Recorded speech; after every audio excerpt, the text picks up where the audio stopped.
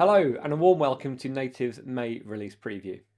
This release will be in your acceptance systems on Friday the 9th of May, and it will follow 10 days later on the 19th of May into your live systems.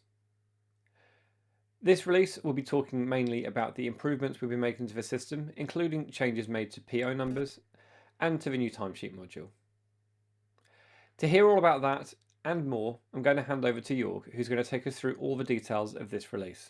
Over to you, Jorg. Hello everybody. Let's take a look at the improvements in this release. But before we go on, our release highlight for this release is that we placed the purchase order number of the assignment on the timeline. More on that in a few. Which improvements did we make in this release? The first one from IdeaLab, in the new time list view, we added the possibility for the users to add the columns timesheet approver and assignment responsible.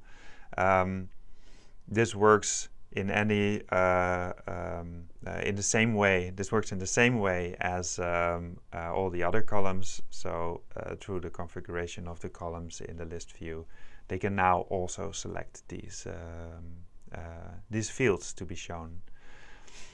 Second one, in a release or two ago, we added the enforcement of text formatting of purchase order number in the assignment.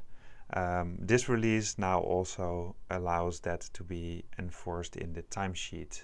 So for those of you that use the purchase order number in the timesheet, this can now also follow the text formatting that you want.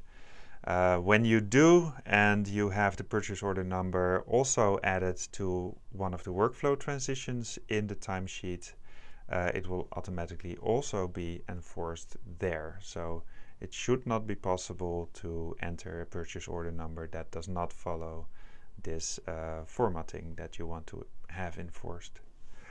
Another purchase order number item. So when reverting invoices, in this case with purchase order number from the timesheet or statement of work invoices, we will now on this credit invoice put the purchase order number from the previous invoice. Before this release, that would be the purchase order number that is actually on the record that you are crediting. So it would again look at the timesheet, what is the purchase order number there, and then put that on the credit. Same with a statement of work. But now it will, that could be different from the original purchase order number. So now the original purchase order number is used in the credit invoice. And then finally, we are cleaning up our code a little bit, and we have removed all web service versions and web services, if there was only one version left, that have not had any communication in the past 12 months. So with that, we're assuming that any integrations have moved on to newer versions of that web service. Which web services and web service versions these are can be found in the release notes. We made a full list of that. Now let's take a look at the release highlight, which is that we placed the purchase order number for the assignment on the timeline. So why did we do this? We did this because we noticed our customers sometimes running into limitation where a purchase order number would actually change during the course of an assignment. This, of course, is similar to any other field that we have on the assignment timeline. They are on the timeline because in the course of an assignment they could change. So for instance, you have an assignment that passes over to the new year, like 1st of January, you need a new purchase order number. So now you do not have to copy through extend that assignment anymore. If that is the only thing that changes, you can now in your assignment change request change it from that date. This, I don't have a demo or screenshots for this. This functions exactly the same as other fields that are on the assignment change timeline.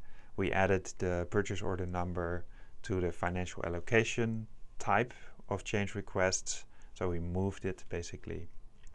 And there is a mention here that all of the generated documents and exports and web services will now look at this purchase order number on the timeline and no longer on the assignment itself.